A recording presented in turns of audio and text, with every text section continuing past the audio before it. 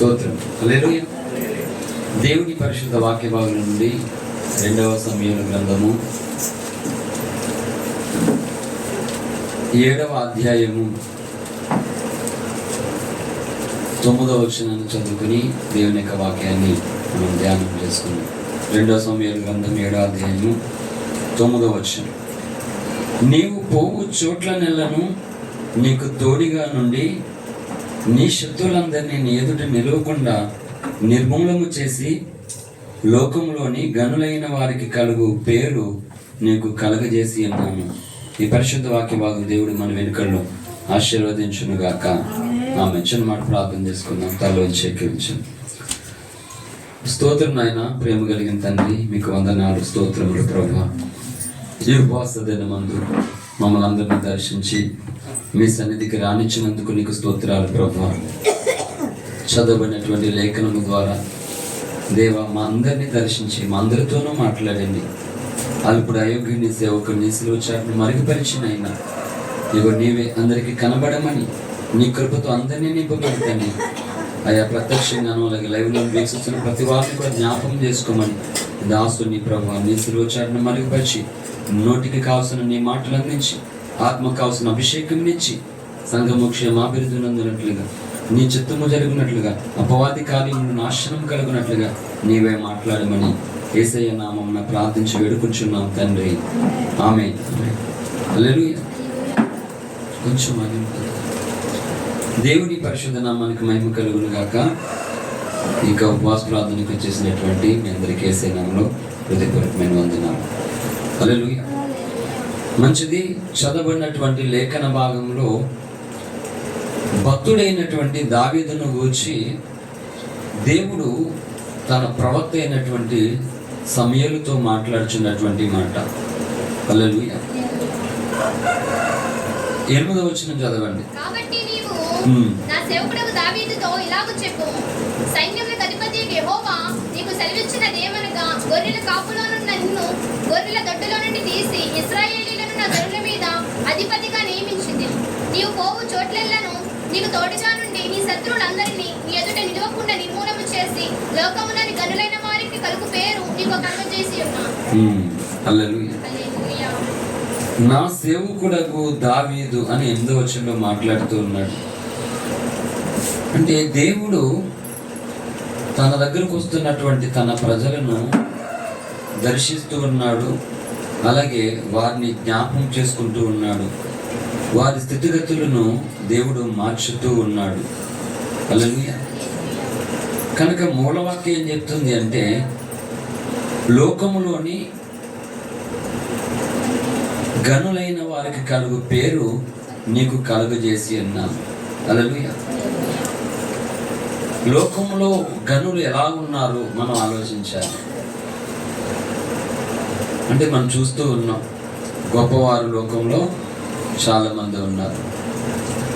అయితే దేవుడే లేడు అన్నవాడు గొప్పవాడుగా ఎందుకున్నాడు? దేవుడు ఉన్నాడు అన్నవాడు ఎందుకు భేదవాడుగా ఉన్నాడు? ఇవి ఆలోచిస్తే నిజంగా దేవుడు లేడు అని అనిపిస్తుంది జనాలకి. నాస్తికులు అదే తిరుగుతేటతో ఆలోచిస్తూ ఉన్నారు. దేవుడు లేడని చెప్పడానికి వాళ్ళకున్న కారణం ఏంటంటే, లోకంలో ఇన్ని అక్రమాలు ఇన్ని అన్యాయాలు జరుగుతున్నాయి కదా, నిజంగా దేవుడు ఉంటే ఇలా జరుగుతాయా, కాబట్టి లేడు అని వాళ్ళు అంటున్నారు. అది ఎంత బుద్ధిహీనమైనటువంటి మాటలు.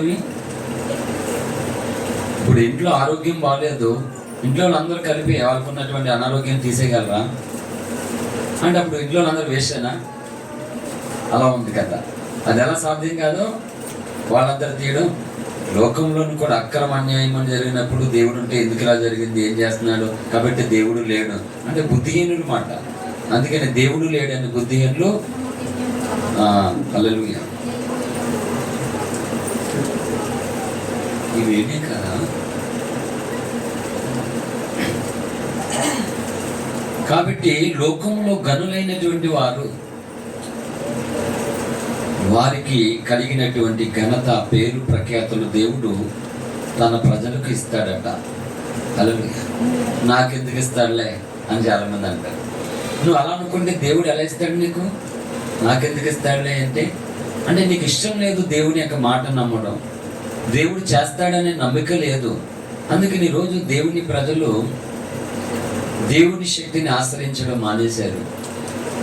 దేవుని శక్తిని విసర్జించి తమ స్వశక్తి మీద ఆధారపడుతూ ఉన్నారు. కాబట్టి ఎవడు నీకు అలాగా? ఎందుకంటే నువ్వు నీ శక్తిని నమ్ముకున్నప్పుడు దేవుని శక్తి ఎందుకు పనిచేస్తుంది నీళ్ళు? అండ్ ఒకడు మాంత్రిక శక్తిని అభ్యసిస్తూ ఉన్నాడు. మాంత్రిక శక్తితో వాడు ఆ దుష్ట శక్తులను ఆవహించుకుని మాంత్రికుడిగా చలమవుతున్నాడు. ఇప్పుడు వాళ్ళు దేవుని శక్తి పనిచేస్తుందా? అలాగనే రక్షణ పొంది యేసుక్రీస్తుని గురించినటువంటి విలువను, గొప్పతనాన్ని తెలుసుకుని ఆ శక్తిని నువ్వు నమ్మనప్పుడు, ఆ శక్తిని ఆశ్రయించినప్పుడు మరి దేవుని శక్తి నీలో పనిచేస్తుందా? చేయదు. కనుక ఈరోజు 190% మంది దేవుని ప్రజలు తమ స్వశక్తిని ఆధారం చేసుకొని బ్రతుకుతూ ఉన్నారు. కనుక వాళ్ళు ఏం చేస్తున్నారంటే మాణిక్యమును మట్టి కోసం వదులుకుంటూ ఉన్నారు.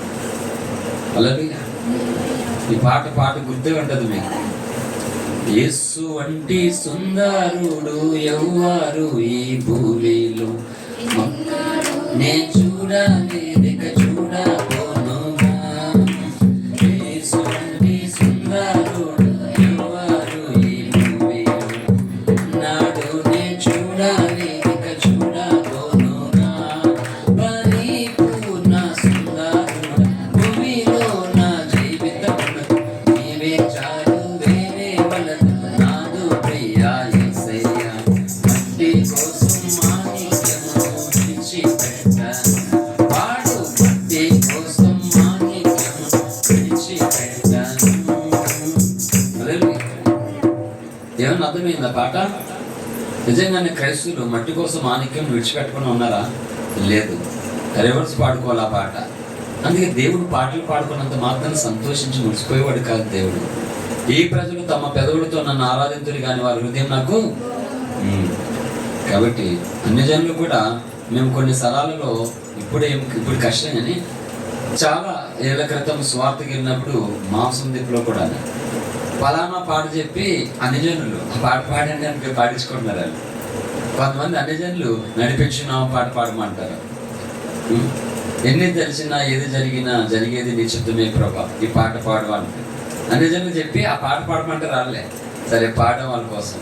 నీకేమన్నా తృప్తి కలిగిందంటే అంటే పాట వాళ్ళకి ఆనందం కలిగింది అంతే. సో క్రైస్తవుడు కూడా అంతే. ఏదో చెప్పేసాం, ఏదో చేసేసాం ఆనందం అంతే. దేవుడు అది కోరుకోవట్లేదు. దేవుడు నీకు ఇవ్వబోతున్నటువంటి ఆనందం ఎలాంటిదంటే నిన్ను పాపము నుండి, శాపము నుండి విడిపించి తన నిత్య మహిమ కొరకు ఉన్నతమైన ఘనతను పొందే స్థితిలో ఉండాలని ఆయన కోరుతున్నాడు. ఈరోజు 190% మంది క్రైస్తవులు పాస్టర్లతో సైతము, పాస్టమ్మలతో సైతము, సీనియర్ క్రైస్తవులు సైతము మట్టి కోసం మాణిక్యాన్ని వదులుకుంటున్నారు. 100% రైట్ ఇది. అదే కాదని ఎంతమంది చెప్పగలరు? చెప్పలేరు అసలు. కానీ నేను యేసయ్య కొరకు ఏదైనా సరే వదులుకున్నాను అనే సాక్ష్యం కలిగి ఉండాలి. అలాగే ఎంతమంది చెప్పగలరు ఈరోజు అలాగా? యేసు కొరకు దేన్నైనా సరే వదులుకుంటాను చెప్పలేరు. దేని కొరకైనా యేసయ్యను వదిలేసుకుంటావు ఏజీ కానీ. అందుకని క్రైస్తవులు బైబిల్ చదవడమే మానేశారు. ఇంకా బైబిల్ చదవడమే మానేసి ప్రార్థన చేయడమే మానేసినప్పుడు లోకంలో ఘనులకి కలిగినటువంటి పేరు ప్రఖ్యాతలు వాళ్ళకి ఎలా కలుగుతాయి? అంటే నీకు నచ్చినప్పుడు ప్రార్థన చేసేసుకుంటే దేవుడు ఎదురుబాగుపడా? కాదు కదా. అలాగే నేను ఒకటే నమ్ముతాను, పరిశుద్ధ గ్రంథంలో రాయబడినటువంటి ప్రతి మాట దేవుడు అనుమతించాడు. అక్షరాల జరుగు తీరుతూ ఉంది. ఎవరు దేన్ని కోరితే అది జరుగుతుంది ఖచ్చితంగా. దేవుని కొరకు నేను అని నువ్వు అనుకున్నావు అనుకో, నీ కొరకు నేనని దేవుడు అనుకుంటాడు. హల్లెలూయా. నా కొరకు నీవు, నీ కొరకు నేను, నా కొరకు నీవు, నీ కొరకు నేను, నీవుగాక ఎవ్వరు నాకు లేరయ్యా, నీవుగాక ఎవ్వరు నాకు లేరయ్యా, నీవే నీవే నా ప్రాణము, నీవే నీవే నా ప్రాణము, నా ప్రాణ ప్రియుడా, నా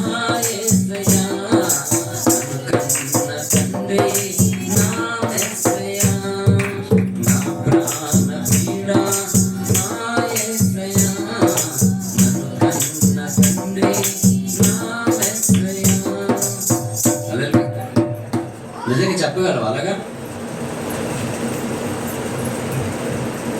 కనుక 100% ఈరోజు 190% మంది మాణిక్యమును మట్టి కోసం వదిలేసుకుంటూ ఉన్నారు. ఆస్తి కోసం, సుఖాల కోసం, ఇష్టాల కొరకు, రకరకాల కొరకు దేవుని ప్రత్యక్షతను, దేవుని విలువను వదిలేసుకుంటూ ఉన్నారు. కనుక ఈ మూలవాక్యంలో చాలా సంగతులే ఉన్నాయి. కనుక అన్ని సంగతులు చెప్పడానికి సమయం అసలు లేదు. చాలా షార్ట్ మెసేజ్గానే నేను ముగిస్తూ ఉన్నాను. అలాగే నిజమే, గంట సేపు చెప్పేంత సమయం లేదు. కనుక చాలా క్లుప్తంగా నేను ముగిస్తాను. నీవు పోవు చోట్ల నెలను 7-9 మూలవాక్యం.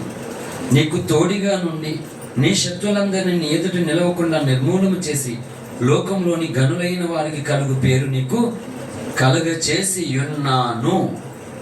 అంటే ఉన్నాను అంటే అర్థం ఏంటి? ఆల్రెడీ చేసేసాడట. అర్థమవుతుందా మనకి? చేస్తాను అంటే వేరు. పర్లేదు, మీరు చేయండి, నేను చేస్తానులే, చూస్తానులే అంటే ఏమో, కానీ ఆల్రెడీ మీకోసం చెప్పేశాను నేను అంటే ఎంత ధైర్యం ఉంటుంది? అలాగే ప్రవక్త అయినటువంటి ఏలియా జీవితంలో కూడా దేవుడు అటువంటి ఒక అభయాన్ని ఇచ్చాడు. చూడండి, 1 రాజుల గ్రంథంలోనికి మనం ఒకసారి వచ్చినట్లయితే, రాజుల గ్రంథము 1 రాజులు 17వ అధ్యాయము 5వ వచనం 3 నుంచి చదువుదాం. నీవు ఇచ్చట నుండి తూర్పు వైపునకు పోయి యోర్దానుకు ఎదురుగానున్న కేరీతు వాగు దగ్గర తాగియుండు. ఆ వాగు నీరు నీవు త్రాగుదువు. అతడికి నీకు ఆహారము తెచ్చినట్లు నేను కాకోలమునకు ఆజ్ఞాపించుతానని అతనికి తెలియజేయగా. చాలండి. దేవుని కొరకు బ్రతుకుతున్నటువంటి ప్రవక్త విషయంలో వినాలందరూ ఏం చెప్పాడు? నువ్వు ఆ కేరీతు వాగు నీళ్లు త్రాగుము, అక్కడికి నీకు ఆహారం తెచ్చినట్లుగా నేను కాకోలుకు హల్లెలూయా ఆజ్ఞాపించాడట. కాకోలుకి అంటే ఈ భూమి మీద నీకు ఏమి ఉండాలో, నువ్వు ఎటువంటి అంతస్తులో ఉండాలో వినాలి శ్రద్ధగా అందరూ. వాటన్నిటిని నువ్వు పొందుకోవడం కొరకు దేవుడు భూమికి ఆజ్ఞాపించాడు, ఆకాశానికి ఆజ్ఞాపించాడు, ఈ ప్రకృతికి ఆజ్ఞాపించాడు. అలాగే నేను చెప్తున్నా, ఒక విలువైన సందేశం చెప్పిన, నేను దేవుని కొరకు చేస్తున్నటువంటి సేవ కొరకు కన్నీళ్లు కార్చే కొందరిని దేవుడు ముందే ఏర్పాటు చేసుకున్నాడు. సహకరించే వారిని కొందరిగానే ఏర్పాటు చేసుకున్నాడు. తమ జీవితాలను సాక్రిఫైస్ చేసుకున్నటువంటి వారిని కూడా ఏర్పాటు చేసుకున్నారు. వీళ్ళు ఎప్పుడు కనబడతారంటే సమయం వచ్చినప్పుడు ఒక్కొక్కరు ముందుకు కనబడతారు. నేను చేసేస్తానని కబుర్లు చెప్పిన వాళ్ళు చాలా మంది జంపు జనాన్ని. అలాగే అంటే కాకోలకి ఆజ్ఞాపించేసాడంట, వచ్చేయలేవా కాకులు అంటే దేవుని పని కొరకు పూనుకున్నాడు ఏలియా, అందుకు వచ్చాయి. ఒకవేళ ఏలియా దేవుడు చెప్పినట్లుగా కాకుండా వెళితే కాకులు వచ్చి ఆహారం ఇస్తాయా? ఎందుకు ఇస్తాయి? ఇవ్వాల్సిన అవసరం లేదు. ఫర్ ఎగ్జాంపుల్, భక్తుడైన యోనానే భక్తుడే. దేవుడు ఏం చెప్పాడు? నినేవేకి వెళ్ళమన్నాడు. ఆయన ఏం చేశాడు? తర్షీషుకి వెళ్ళాడు. అప్పుడు దేవునికి ఆజ్ఞాపించాడు తెలుసా? సముద్రానికి ఆజ్ఞాపించాడు, తిమింగలానికి ఆజ్ఞాపించాడు. అలాగే నీ జీవితంలో నువ్వు దేవుని ఉద్దేశాన్ని, దేవుని చిత్తాన్ని నువ్వు నీకు ఇష్టం వచ్చినట్లుగా వాడుకుంటే శాపమునకు ఆజ్ఞాపిస్తాడు, నాశనానికి ఆజ్ఞాపిస్తాడు, రోగానికి ఆజ్ఞాపిస్తాడు, తెగుళ్ళకి ఆజ్ఞాపిస్తాడు. ఇవన్నీ ఒక్కొక్కటి వచ్చి నీ ఖ్యాతిని తినేస్తాయి, నీ ఘనతను తినేస్తాయి, నీ పేరుని తినేస్తాయి. నేను ఎప్పుడు చెప్పినటువంటి సందేశం చెప్తున్నాను. నేను మీకు కావాల్సి సెట్ చేసుకున్నాను. నేను ఎప్పుడో చెప్పాను ఆల్రెడీ మీకు. 100 రోజులు ఉపవాసంలో ఉంటుండగా బయటకి వెళ్ళకుండా బయట ఏంటి చనిపోయినటువంటి కార్యక్రమంలో ఒకే ఒక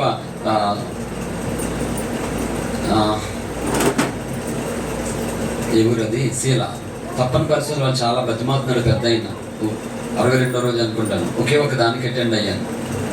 మిగిలినటువంటి వాళ్ళు మన సోదరులు వాళ్ళ అబ్బాయి కూడా పడిపోయాడు. ఆ రోజు ప్రార్థన లేదు, లైవ్లో వాకింగ్ చెప్పలేదు.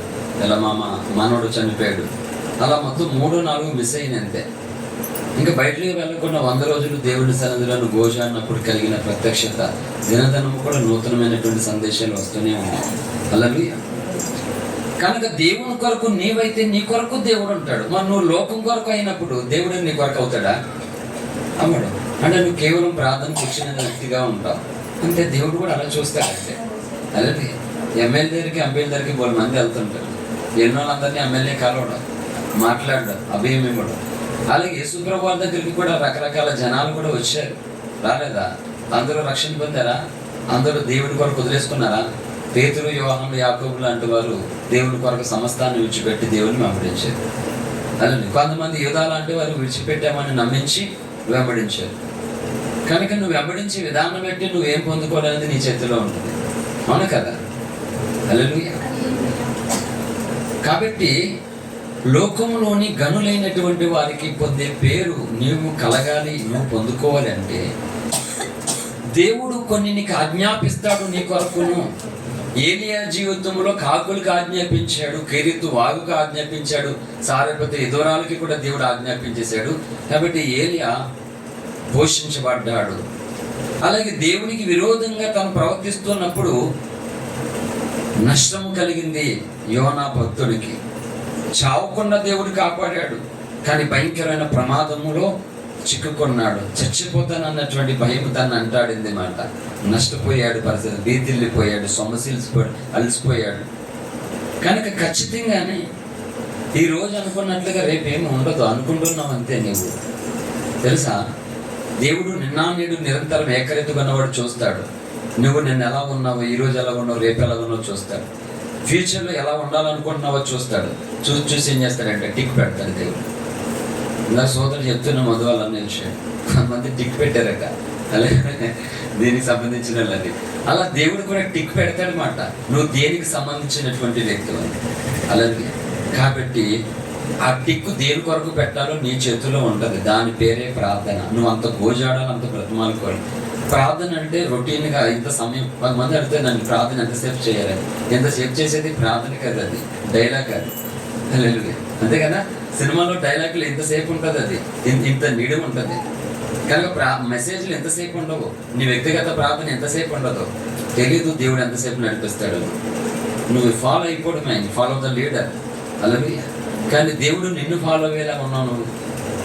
అందుకే మనం ఓడిపోతున్నాం, నష్టపోతూ ఉన్నాం. కనుక బైబిల్ ఇప్పుడే చెప్పింది ఏమనంటే, నా ఎద్దకు వచ్చేవాడిని అంటే అర్థం ఏంటి? నువ్వు వచ్చావు గనక నువ్వు దీవించబడతావు, నువ్వు వచ్చావు గనక నువ్వు మేలు పొందుతావు, నువ్వు వచ్చావు గనక పాపం నుండి, శాపం నుండి, కీడు నుండి తప్పించబడతావు, బహుమానం పొందుతావు, మేలు పొందుకుంటా, ఘనత పొందుకుంటావు అని అర్థం. అంత మాత్రం త్రోసివేనంటే వచ్చిన వాళ్ళు ఏ పని పట్టుకోకుండా, వాళ్ళని పలకరించకుండా, ఏమి ఇవ్వకుండా అలాగే నిలబెట్టులేడాక కొంతమంది అలా చేస్తారు. వచ్చిన పట్టించుకోరు, వీళ్ళే చూసుకుంటారు. మరి వస్తారా తర్వాత ఉంటారా? అలాగే యేసు దగ్గరికి వస్తే పట్టించుకోకుండా ఉండడు ఆయన. అలా ఉండేవాడైతే రానియడు ఆయన నిన్ను నన్ను. అంటే రాణిస్తున్నాడు అంటే అర్థం ఏంటి?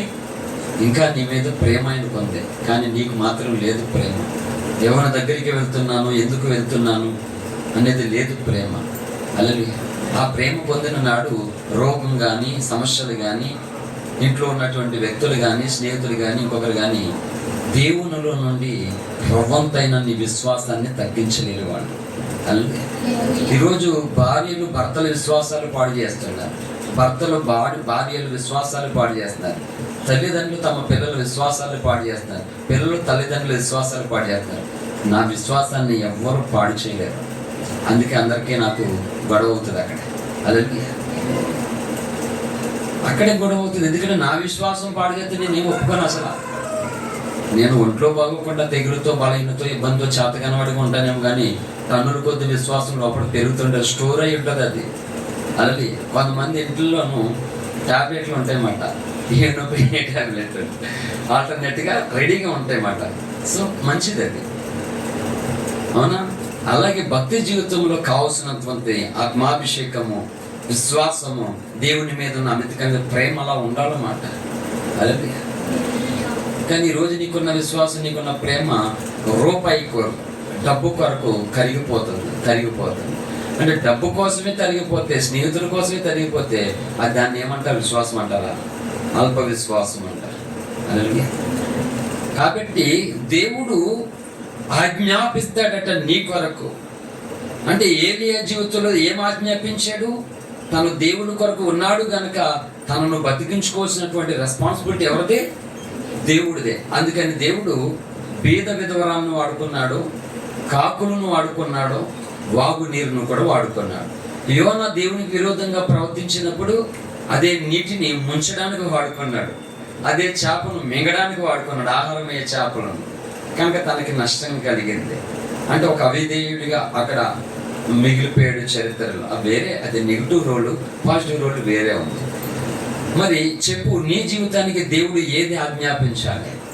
అంటే నిన్ను ముంచి వేసేటువంటి శ్రమలకు నీ భక్తి జీవితాన్ని, నీ జీవితాన్ని నాశనం చేసేదానికి ఆజ్ఞాపించాలి దేవుడు?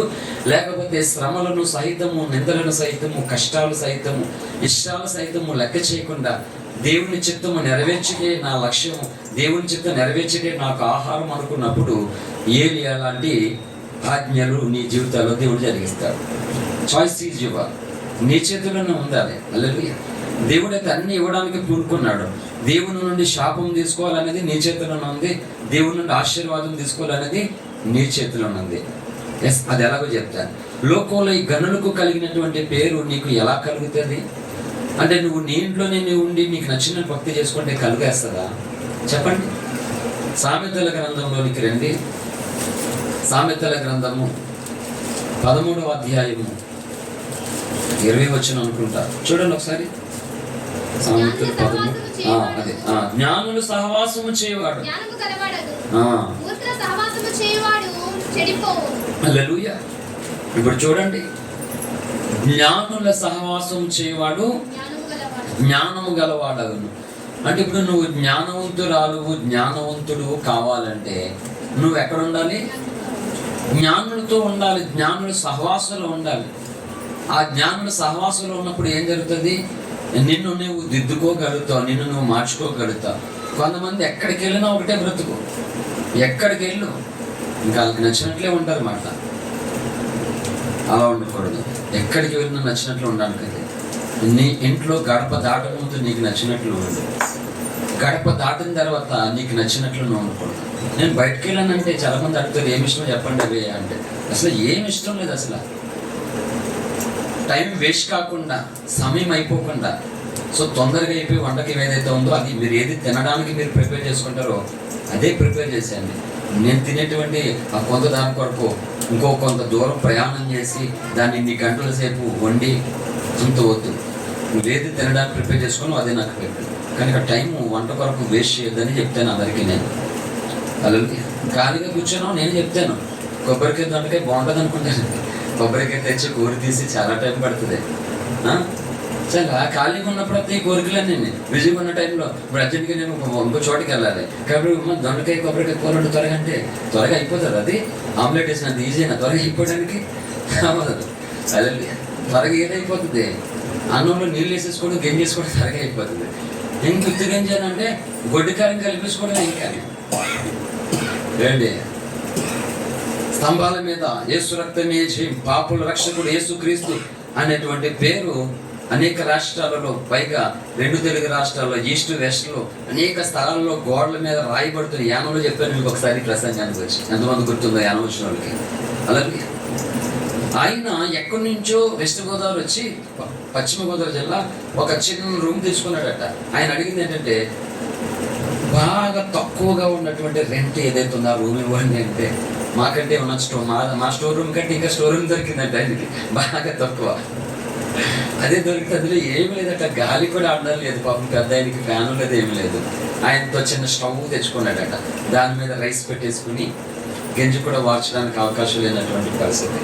ఆ గొడ్డి కారమే ఆ అన్నం ఉడికిపోయినటువంటి ఆ గంజిలో దగ్గరికి వచ్చేసిన తర్వాత మొత్తం అంతా కలిపేసుకుని అది కారం చేసుకుని వెళ్ళిపోయి స్వార్థ ప్రకటిస్తూ ఈ గంజిలో గొడ్డికారం కలిపిన అన్నం తిన్నాను. భక్తులు తినడము కొరకు బ్రతకలేదు. వాళ్ళు ఈరోజు తినడం కొరకు బ్రతుకుతున్నారు.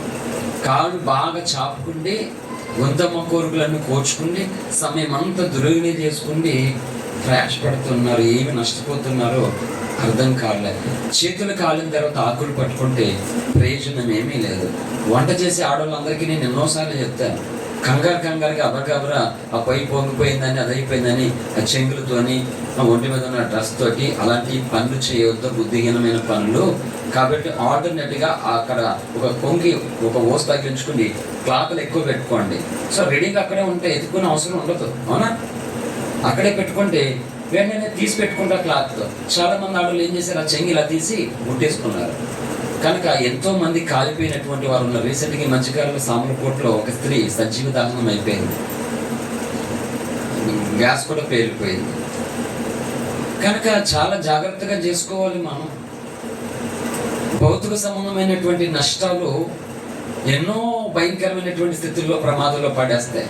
కానీ దేవునికి సంబంధించినటువంటి నిర్లక్ష్యము నిన్ను ఈ భౌతిక సంబంధమైన జీవితంలోనూ నిత్య జీవితంలోనూ కూడా ఇంకా భయంకరమైనటువంటి ఘోర స్థితులను తీసుకుని వెళ్ళిపోతాయి. కాబట్టి ఆ పెద్ద ఆయన కూర వండుకునేటువంటి సమయము కూడా ఇవ్వకుండా ఆ రైస్లోని ఈ గొడ్డి కారం కలిపేసుకుని దాన్ని వేడివేడి క్యారేజ్లో పెట్టేసుకుని వెళ్ళిపోయి సైకిల్ తొక్కుంటూ ఆ బ్రష్ తీసుకుని పేర్లు రాసుకుంటూ ఆ సమయం అయిపోయినప్పుడు ఏదో చెట్టుగాడ అక్కడ కూర్చోండి అది తిని ఉదయం మొదలుకొని సాయంకాలం ఇంటికి వచ్చే వరకు అదే పని అయింది. వాళ్ళకి ఎవరిస్తారు కానుకలు అంటే ఈరోజు సేవకు వచ్చింది ఎవరో కానుకలు ఇస్తారనా? కానుకిస్తే నీకు ఆశీర్వాదం, ఎందుకంటే దేవుని పని కొరకు. హల్లెలూయా. మిగిలినటువంటి పాస్టర్ లాగా అలాగ వస్తే కనుక మాకు బోల్డ్ కార్యక్రమాలు జరుగుతాయి. మిగిలిన పాస్టర్లకు ఎంత వచ్చినా సరే దేవుని కార్యక్రమాల కొరకు వారు ముందుకు రారు. దేవుని పనికి వారు ఆ ధనాన్ని ఉపయోగించరు వాళ్ళు. కనుక ఆ ఇచ్చినటువంటి వారికి కూడా లాభము కలగదు, మేలు కలగదు. ఆ తీసుకున్నటువంటి వారికి కూడా మేలు కలగదు. కనుక అసత్యానికి నష్టానికే ప్రజలు చేతినిస్తూ ఉన్నారు, చేతులు అందిస్తూ ఉన్నారు. కానీ సత్యమునకు సహకరించేటువంటి ప్రజలు కరుమైపోయారన్నమాట. హల్లెలూయా. కాబట్టి జ్ఞానము, నాకు చాలా జ్ఞానం ఉంది అని మొట్టెట్టుని పెట్టలాగా గుడ్లు లేకుండా నువ్వు మొట్టి మీద కూర్చుంటే ఆ పెట్టకి ఏమైనా ఉపయోగం ఉందా? కనీసం గుడ్ల మీద ఆ పెట్ట పెట్టామనుకో కనీసం కొన్ని పిల్లలను బయటకు వస్తాయి. అలాగా క్రైస్తవులు ఈరోజు గుడ్డులు ఏమేమి లేదు, మొట్టి మీద పెట్టలాగా ఉన్నావు. నువ్వు ఏమొస్తుంది, ఉపయోగం ఏముంది నీకు? ఏమైనా ప్రయోజనం ఉందా? లేదు. కానీ మోకాళ్ళు ఉన్నావు నువ్వు దేవుని సన్నిధిలో మోకాళ్ళే, అప్పుడు ఉపయోగం ఉంటుంది ఖచ్చితంగా. కనుక చాలామంది జ్ఞానవంతులే ఆ జ్ఞానాన్ని చేతులాగా సామెత 14:1 ప్రకారంగా జ్ఞానవంతురాలు తన ఇల్లు కట్టుకొనును, 3 రాళ్ళు తన చేతులతో తన ఇల్లు గోడతరికి. అంటే జ్ఞానం లేక వాళ్ళు, జ్ఞానం ఉంది, ఆ జ్ఞానాన్ని పోగొట్టుకుని 3 రాళ్ళుగా 3గా చేతులారా నాశనం చేసుకున్నటువంటి వారిగా మిగిలిపోయారట. కాబట్టి నీవు జ్ఞానములో వర్ధిల్లాలి అంటే, జ్ఞానములో ఎదగాలంటే జ్ఞానుల సహవాసంలోనికి నువ్వు రావాలి. ఆ జ్ఞానుల సహవాసము నీకు జ్ఞానాన్ని బోధిస్తూ ఉంది, జ్ఞాన తత్వాన్ని నీకు నేర్పిస్తూ ఉంది. అప్పుడు నువ్వు జ్ఞానంగా మారుతావు. తర్వాత కింద లైన్ ఏమన్నాడు? మూర్ఖుల సహవాసం వచ్చేవాడు చెడిపోను. అలాగే సామెతలు 15:31 జీవార్థమైన ఉపదేశమును హల్లెలూయా. మళ్ళా చెప్పాడు అంటే జ్ఞానము కలిగినటువంటి వ్యక్తుల సహవాసంలో ఉంటే జ్ఞానం కలిగి ఉంది. నేను అదే మాటని ప్రభుని అడిగాను, నిజమేనా ప్రభు? బైబిల్లో ఉన్నది అక్షరాల సత్యం కదా, మరి జ్ఞానం కలిగినటువంటి వారి సహవాసం ఉంటే నిజంగా జ్ఞానం అవుతుందా? మరి నేను చాలా చూసాను, అలా జరగలేదు కదా అని ప్రభుని అడిగాను. మరి ఇస్కరియోతు యూదా జ్ఞానము కలిగిన యేసుతోనే కదా సహవాసం చేశాడు, మరి ఎందుకు జ్ఞానవంతుడిగా లేడు? ప్రభుని అడిగాను నేను, బోల్డ్ అన్నీ ఉన్నాయి ప్రభుని అడిగిన తెలుసా. అందుకే దేవుడు నా కోసం ఏమో ఈ మాట కూడా రాయించాడు. హల్లెలూయా. చదవండి మళ్ళీ 15:31 జీవార్థమైన ఉపదేశమును అంగీకరించువానికి జ్ఞానుల సహవాసము లభించును. ఇప్పుడు చూడండి, దానికి ఏంటి ఇస్తున్నాను, ఆన్సర్ ఇస్తూ ఉన్నాను. నువ్వు ఏ ఒక్కరితో ఎవరితోటి నీవు ఉన్నా నీకేం భక్తి ఏం వచ్చేది? నీకు ఎవరితో ఉన్నా రాదు, రంజిత్ ఫిర్తో ఉన్నా రాదు, యేసుతో ఉన్నా రాదు, ఎవరితో ఉన్నా రాదు. కానీ జ్ఞానుడు సహవాసం అనేది మొదట అయితే ఉండాలి ఖచ్చితంగా. ఇప్పుడు అలాగని తాగుబోతులతో తిరిగిపోతులతో భక్తి ఏమైనా అవుతుంది అక్కడ రాదు. కనీసం భక్తులతో ఉంటే భక్తి వస్తుంది. ఆ భక్తి ఎప్పుడు వస్తుంది అంటే, నేను యేసయ్యని అడిగిన దానికి ఆన్సర్ నాకు ఇక్కడ ఇచ్చాడు యేసయ్య. జీవార్థమైన ఉపదేశమును అంగీకరించువానికి అంటే నువ్వు ఒక వ్యక్తి దగ్గర, ఒక సంఘములో, ఒక సహవాసములో ఒక వాక్యమును నువ్వు అంగీకరించకుండా నువ్వు ఎవరితో ఉన్నా ఉపయోగం ఏమీ లేదు. మాట అర్థమైందా? దేవుని దగ్గరకు వస్తున్నామంటే దేనికంటే ఈ జీవార్థమైన ఉపదేశమును అంగీకరించాలట. నువ్వు అందుకు రావాలి. నువ్వు అది అంగీకరించకపోతే నువ్వు ఎవరైనా సరే రావద్దు. వేస్ట్ నువ్వు వచ్చిన, నీ కూలి వేస్ట్, 4 డబ్బులు వేస్ట్ నీకు. యేసు దగ్గరికే రావద్దు అసలు అన్నాడు దేవుడు. చాలామంది వాక్యం చాలా బాగా చెప్పారు సార్, వండర్ఫుల్ మెసేజ్, కామెంట్లు పెడతారు, మాట్లాడతారు, మంచిది, ఓకే. మరి ఏంటి ఈ వండర్ఫుల్ మెసేజ్ అన్నావు కదా, మరి ఏంటి అంటే దిద్దుకోడు ఏమి అంటే పేర్లు పెడతారనమాట అందరు. ఉపయోగం ఏంటి? ఎవరి ప్రయోజనమా అంటే అంగీకరిస్తే. ఫర్ ఎగ్జాంపుల్ పరిశుద్ధ గ్రంథాన్ని చదువుతున్నాడు నపుంసకుడు, యెషయా గ్రంథాన్ని, అపోస్తలుల కార్యముల గ్రంథము ఏంటి 8వ అధ్యాయమా 9వ అధ్యాయమా చూడండి. అపోస్తలుల కార్యం 8వ అధ్యాయము. అప్పుడు ఆత్మ ఫిలిప్పుతో, నీవు ఆ రథము దగ్గరకు పోయి దాన్ని కలుసుకుని చెప్పాను. ఫిలిప్పు దగ్గరకు పరిగెత్తుకుని పోయి అతడు ప్రవక్త యెషయా గ్రంథము చదువుచునిగా విని, నువ్వు చదువునది గ్రహించుచున్నావా అని అడగగా, అతడు ఎవడైనా నాకు త్రోవ చెప్పుకుంటే ఎలా గ్రహింపగానని చెప్పి రథమెక్కి తనతో కూర్చుని ఫిలిప్పును వేడుకొనను. ఫిలిప్పు చెప్పాడు. ఆ తర్వాత చెప్తే అతడు ఏం చేశాడు? అంగీకరించాడు. అంగీకరిస్తే ఏమైంది? తనకి రక్షణ కలిగింది. అది అంగీకరించడం అంటే. అలాగే అవునా కదా? ఫిలిప్పు ఏదో చదువుతున్నాడు, తను నపుంసకుడు చదువుతున్నాడు. ఫిలిప్పు వెళ్ళాడు, దేవుని ఆత్మ నడిపించింది, నువ్వు చదువుచున్నది గ్రహించుచున్నావా అన్నాడు. ఎవడు చెప్పకపోతే నాకు ఎలా తెలుస్తుందయ్యా, మీరు పెద్దవాళ్ళలో ఉన్నారు, దయచేసి కూర్చోండి నాతో అని తన రథం ఎక్కించుకున్నాడు. చెప్పు, ఇప్పుడు నేను చదువుతున్నా, నాకు అర్థం కాలేదు, ఏం చెప్పంటే అతను చెప్పడం మొదలెట్టాడు. దారిలో ఉన్నారు, ప్రయాణం చేస్తున్నారు, వినాలి. ఎక్స్ప్లెయిన్ చేస్తున్నాడు తను చదివింది. ఇద్దరు జర్నీ చేస్తున్నారు. చేయగానే అతనికి ఎక్స్ప్లెయిన్ చేసిన కొద్ది క్షణాల్లోనే తనకు అర్థమైపోయింది ఏంటంటే, నీళ్ళు రాగే స్టాప్ అన్నాడు. ఆ రథం ఆగింది. అప్పుడు సార్ మీకు అభ్యంతరం లేకపోతే ఐఎమ్ రెడీ, ఇగో నీళ్ళు ఉన్నాయి, బాప్తిజం ఇవ్వండి నాకు అన్నాడు. నిజం చెప్తున్నాను, బైబిల్లో గొప్ప బాప్తిజం తీసుకున్న గొప్ప ధన్యుడు అయిపోయాడు నపుంసకుడు. మన ఎస్తేరమ్మోని ఇంటికి ఇదే మన వాక్యం చెప్పి మొదటి కూటంలో. అలాగే ఎంత ధన్యుడు అయిపోయాడండి. ఎంత తొందరగా బాప్తిజాన్ని ఎవరిని ఒప్పుకున్నారా? పెళ్ళయిన తర్వాత ఒకరు, కొంప కట్టిన తర్వాత ఒకరు, జాబ్ వచ్చిన తర్వాత ఒకరు, రకరకాల అప్పులు తీరాక ఒకరు, అన్ని తీరిన తర్వాత. అలా తీరిన తర్వాత చేసుకునేది ఏది ఉపయోగం ఉండదు తెలుసా. వెంటనే ఇది మాట. అంటే నువ్వు ఎన్ని మెసేజ్లన్నా ఉపయోగం ఏమీ లేదు. ఒకవేళ నాకు తెలిసి ఈ ప్రపంచంలో ఈ విషయంలో యేసుక్రీస్తు ప్రభువారి కంటే గొప్ప ప్రసంగం కూడా ఉన్నాడా? కానీ యేసు ప్రసంగాలు ఏవి కూడా యోధాకి మారు మనసు కలగలేకపోయాయి. అంటే విచిత్రం ఇది, ఎంత విచిత్రమో. అంటే నిజంగా యేసు ప్రభువారి ప్రసంగాలను వాడు విన్నాడు, కానీ తను మాత్రం దాన్ని అంగీకరించి ఉంటే యోధ అటువంటి తప్పుడు నిర్ణయానికి వచ్చేవాడు కాడు. ఈరోజు అదే క్రైస్తవులు అంగీకరించడం లేదు. దేవుని వాక్యాన్ని నటిస్తున్నారంటే అంగీకరించినట్లు. ఎవరికి నష్టం చెప్పండి? దేవునికా, సేవకునికా, ఎవరికి? మరి నీకే నష్టం. సినీ యాక్టర్ రాజా అన్నాడు అండి, సినిమా యాక్టర్లు నటిస్తారు, నేను చూశాను, నటించాను, నేను కూడా నటున్నే, కానీ క్రైస్తవం దగ్గరికి వచ్చిన తర్వాత అక్కడికంటే ఇక్కడే బాగా నటిస్తారని చెప్పాడు ఆయన. సినీ హీరో అన్నాడు రాజా, నేను హీరోని కాదు కదా అన్ని తెలియడానికి. ఆ హీరో గారు అన్నారన్నమాట, బాగా దేవుని సంఘంలోనే నటిస్తున్నారు అన్నాడు. ఎవరి కోసం అండి నటించడం? దేనికి నటిస్తారు? ఇక్కడ నటనకి అవకాశం లేదు. ఇక్కడ జీవించాలి మనం, ఇక్కడ బ్రతకాలి మనం. నటన అక్కడ, జీవితం ఇక్కడ. మనం లోకంలో ఉండగా నటించాము కనుక ఇక్కడ నటన చేయడానికి, నాటకాలు వేయడానికి కాదు వచ్చేది. యేసులా బ్రతకడము కొరకు, యేసు కొరకే చావడము కొరకైనా ఈ తీర్మానం ఉండాలని మంచి సందేశం ఇచ్చాడు రాజా. హల్లెలూయా. ఆయన తిప్పినోళ్ళు కూడా బోల్ మంది అన్నారు. ఆయన కూడా ఇప్పుడు కాంగ్రెస్ పార్టీలో చేరి ఎంపీగా పోటీ చేస్తున్నారు. ఆయన కూడా తిప్పినోళ్ళు పుడితే తిరుగుతూనే ఉంటారు అందరు. నేను మంచిగా సినిమా ఆఫర్స్ అన్ని ఉండి వదిలేసుకుని వచ్చాడు హ్యాపీగా. తన సాక్షి విన్నారు మీరు ఎవరైనా? తాగేసి ఆ వాష్రూమ్లో కూడా పడుకునేటువంటి రోజులు ఉన్నాయట. ఈ లగ్జరీ లైఫ్ సినిమా వేరే రోజులు కనుక దేవుడు అక్కడ బాత్రూంలో ఉంటాడుగా, వాష్రూమ్లో ఉంటాడుగా మాట్లాడాట. ఎక్కడ ఉన్నావు నువ్వు చూడంటే ఎక్కడ?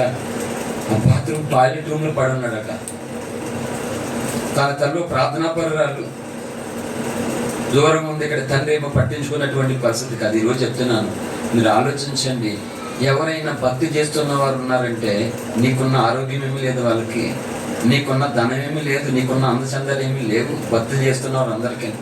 ఎన్నో వ్యతిరేకతలు, ఎన్నో నిందలు, ఎన్నో అవమానాలు, ఎంతో ఇబ్బంది. వాళ్ళని భక్తుల జీవితంలో ఎందుకు చెప్తున్నాను, కట్టుకున్న వారు సైతము, తోబుట్టులు, కన్నవారు సైతం అర్థం చేసుకున్నటువంటి వారు 100% మంది లేరు భక్తి జీవితంలో. ఎందుకు? యోగుని అర్థం చేసుకున్నారండి? చేసుకున్నారా? దావీదుని అర్థం చేసుకున్నారా? లేదు. ఈరోజు నువ్వు కోరుకుంటున్నావు నీ పెత్తనమే నీకు కావాలి, నువ్వు అనుకున్నదే జరగాలి. కాబట్టి ఇది కోరుకుంటున్నారు జనాలు. కనుక యేసు అనుకున్నట్లుగా నువ్వు ఉండాలనుకున్నావు ఎప్పుడైనా నీ జీవితంలో? యేసయ్య నేను నీకు నచ్చినట్లుగా ఉండాలనుకుంటున్నానని చెప్పకపోతే ఎప్పుడైనా చెప్పు. కానీ మిగిలిన వాళ్ళందరూ నీకు నచ్చినట్లుగా ఉండాలనుకుంటున్నాను. నా లైఫ్లో నా భార్యతో సహితం, నా కొడుతో సహితం ఎవ్వరూ నాకు నచ్చినట్లుగా ఉండద్దు, యేసయ్యకి నచ్చినట్లుగా ఉండాలనేది నేను కోరిక. ఎందుకంటే యేసయ్యకి నచ్చిన వాళ్ళందరూ నాకు నచ్చుతారు ఖచ్చితంగా. యేసయ్యకి నచ్చేస్తున్నాడని నటించే వాళ్ళు నాకేమో నచ్చవు. కనుక నేనేమి నటించట్లేదు, రియల్గానే జీవిస్తూ ఉన్నాను. హల్లెలూయా. కాబట్టి ఉపదేశము, జీవార్థమైన ఉపదేశం అంగీకరించడానికి జ్ఞానుల సహవాసం లభిస్తుందట. జ్ఞానుల సహవాసం అందరికీ దొరకదు, వెళ్ళినంత మాత్రం. నువ్వు ఉపదేశం యాక్సెప్ట్ చేస్తే నీ స్థితిగతులు మారిపోతాయి. రక్షణ పొందలేని వారు రక్షణ పొందేస్తారు యాక్సెప్ట్ చేసినప్పుడు. రక్షణ పొందినటువంటి వారు నువ్వు పడిపోయిన స్థితిలో ఉన్నప్పుడు లేవగలుగుతావు. అలా ఉన్నటువంటి నీవు దేవుని కొరకు పరిగెత్తేయగలవు మాట అంగీకరించినప్పుడు. నువ్వు అలా అంగీకరించుకే ఎక్కడేసినటువంటి గొంగలి అక్కడేలా ఉండిపోయావు నీ జీవితం. మరి మూల వాక్యాలు ఎలా నెరవేర్తే చెప్పండి. అందుకే చాలా మంది క్రైస్తవ జీవితంలో బైబుల్ లోకంలో మిగిలినటువంటి పుస్తకాలు ఎలాగున్నాయో అలాంటి పుస్తకాలనే ఉంది. చెప్పగలరా ఈరోజు క్రైస్తవ నిజంగా దమ్ముతో నా చేతిలో ఉన్నది ఇది సామాన్యమైనది కాదు, the book of holy Bible అని చెప్పగలరా? చెప్పలేరేమని. అంటే దేవుడు నిన్ను గొప్పలు చెప్పమనలేదు. దేవుడు నువ్వేదైతే చెప్పాలనుకుంటున్నావో అది నీ బ్రతుకు ద్వారా చూపించమని చెప్పాడు దేవుడు. నీ బ్రతుకు ద్వారా చూపించలేనప్పుడు నోరు మూసుకొని కూర్చో, నువ్వు అంతే, మాట్లాడద్దు నువ్వు అంతే, దేవుడు చెప్పింది. హల్లెలూయా. చెప్పగలవి ఈ భూమి మీద రాయబడినటువంటి మత గ్రంథాలు, కవిల పుస్తకాలు, ఇతిహాసాలు, సాహిత్యములు, హిస్టారికల్ ఎన్నో పుస్తకాలు ఉంటుండగా, కానీ నా చేతిలో ఉన్నది ఇది విలువైనటువంటి గ్రంథము, నా బ్రతుకును మార్చేటువంటి గ్రంథము. పతన స్థితిలో ఉన్న నన్ను, పాడైపోయిన స్థితిలో నుండి, చెడిపోయిన స్థితిలో నుండి నన్ను దేవుని కుమారుడుగా, కుమార్తెగా నన్ను చేర్చుకోవడానికి దేవుడు నాకు పంపించినటువంటి ప్రేమ లేఖ ఇది అని చెప్పగలవా నువ్వు? హల్లెలూయా. చెప్పలేవు. ఎందుకు? నువ్వు బైబుల్ నీ చేతిలో పట్టుకుని ఎన్ని రోజులు అయ్యిందో అంటే అర్థం ఏంటంటే కూడా తెచ్చుకోవడం కాదు దాని అర్థం. నా ఫోన్ ఇచ్చేది కూడా తెచ్చుకోవడం కదా దాని అర్థం. నువ్వు ఇండివిజువల్గా ఏకాంతంగా కొంతసేపు ప్రార్థన చేసి పరిశుద్ధ గ్రంథాన్ని ఓపెన్ చేసి చేయట్లేదు. ఈరోజు యువత కూడా, పిల్లలు కూడా అస్సలు పాటలు పాడమంటే ఎంతసేపు అయినా కూర్చుని పాడతాం, ఎన్ని మాటలనే చెప్తాం. కానీ మోకళ్ళు వేసి పరిశుద్ధ గ్రంథం ముందు కొంతసేపు గడపాలంటే గడప. యువత ఈరోజు చదువుతుంది, స్టూడెంట్ చదువుతున్నారు. నీ మార్క్స్ కోసం, నీ స్టడీస్ కోసం బోల్సేపు పుస్తకాల ముందు కూర్చుంటారు. మరి బైబిల్లో యేసుప్రభు దగ్గర నుంచి మార్కులు వద్దా నీకు? అవి భాషల దగ్గర నుంచి రావాలి కొంతమందికి. యేసు నుండి మార్కులు వద్దు, భాష నుండి కావాలి మార్కులు. భాషలు అంటే బుడముక్కల భాషలు ఎలాగైనా వేస్తారు మార్కులు. కానీ దేవుని కొరకు బ్రతికే భాషల్లో నీ డబ్బు కోసం, నీ ఆస్తి చూసుకొని, నీ అందం చూసి వేస్తారా? వెయ్యరు. హల్లెలూయా. వెయ్యరు వాళ్ళు. కనుక దేవుడు నీకు పంపించినటువంటి ప్రేమ లేకే ఈ పరిశుద్ధ గ్రంథం. దాన్ని నువ్వు చదివిన నాడు, దాన్ని నువ్వు గుర్తించిన నాడు, గ్రహించిన నాడు నీకు అది బాగా అర్థమవుతుంది. అయ్యో పావురమా,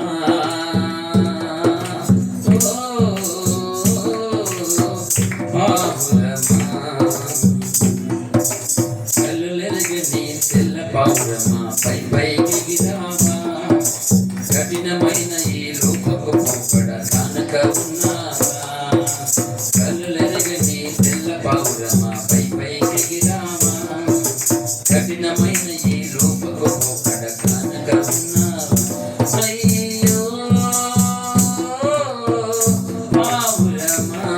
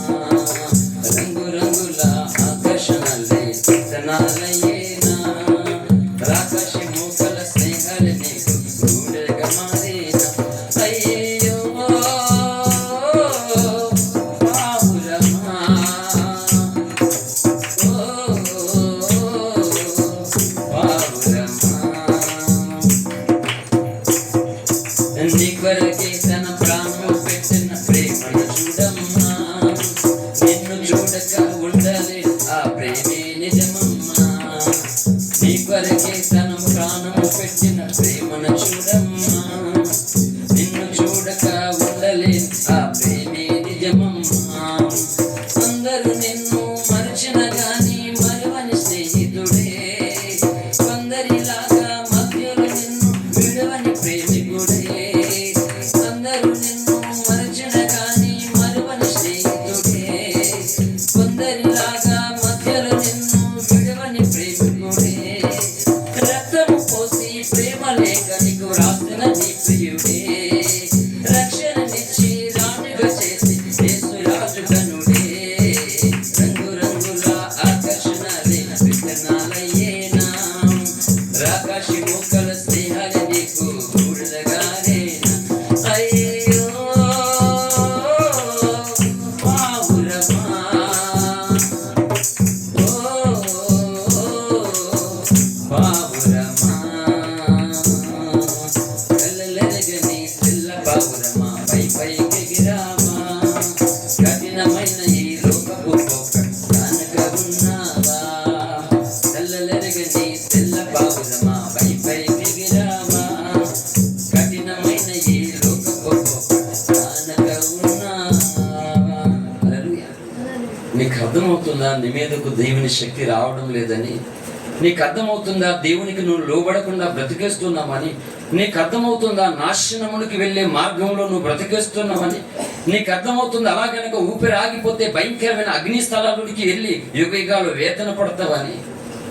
కనుక నీకు అర్థమవుతుందా మారు మనసు పొంది క్షమాపణ అడిగితే దేవుడు నిన్ను రక్షిస్తాడని?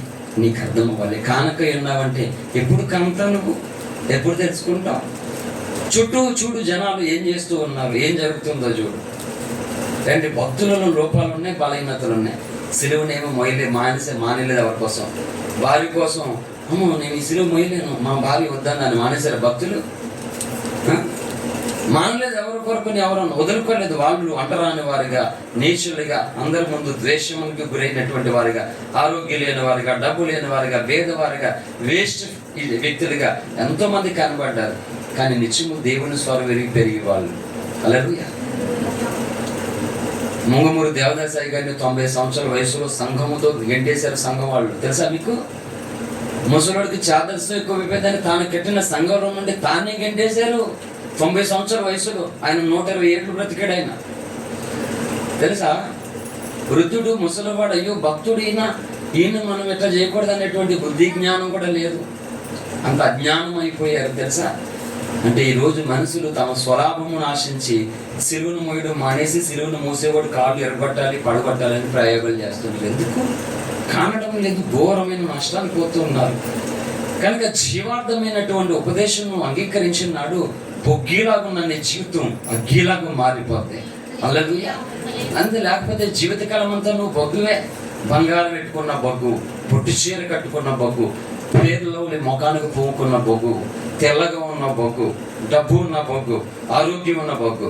ఏ బొగ్గే? బొగ్గే కానీ బంగారం అవుతుందా? అవదు. అలాగే మండాలి. అలాగే ఆ బొగ్గు మండితే బంగారాన్ని కూడా మెరుగుపరచగలదు. అలాగే బంగారాన్ని కూడా మెరుగుపరచాలంటే బొగ్గే కావాలి, కానీ మండుతున్న బొగ్గు కావాలి. కానీ డబ్బు ఉన్న బొగ్గు, అందం ఉన్న బొగ్గు, ఆరోగ్యం ఉన్న బొగ్గు, బొగ్గే బొగ్గు, ఎందుకు పనికిరాని బొగ్గు వద్దు. ఆ జీవితం వద్దు మాట. అలాగే లక్షలు ఖర్చు పెట్టి నువ్వు యాత్రలు చేసుకున్న ఉపయోగం లేదు. జనాలు మారు మనసు పొందకుండా, రక్షణ పొందకుండా అన్ని యాత్రలు చేసి వస్తాను, అన్ని తిరుగుతున్నారు. ఎందుకు? కావలసినటువంటి వాడిని పక్కనే వదిలేసి, పక్కన పెట్టుకుని వదిలేసి అండి ఎక్కడెక్కడో తిరుగుతున్నారట. రక్షణ మార్గం దొరికిందండి. వాళ్ళు ఎలాగా వ్యర్థమైపోతుందో, వారి ఆరోగ్యాలు, వారి ఆయుష్, వారి సంపద అర్థమైపోతుందో. ఈరోజు ఇన్ని కలిగినటువంటి నీవు కూడా, నీ జీవితం కూడా అంతే అర్థమైపోతుంది. నువ్వు కూడా అలాగే చేసుకుంటున్నావు. వాళ్ళకి మినాయం లేదు. వాళ్ళు రక్షణ పొందుకుని ఉన్నారు, నువ్వు రక్షణ పొంది ఉన్నావు. అంతే తేడా, ఇంకేమీ లేదు. ఒకరు తడి పాపి, ఒకరు పొడి పాపి. ఏదైతేనే ఒకరు అన్నారు ఏ రాయితో పళ్ళు పడతాయి అంటారు. ఏ రాయితోనైనా పళ్ళు పడతాయి. అలాగే నల్లరాయి లేదు, తెల్లరాయి లేదు, ఎల్లరాయి లేదు.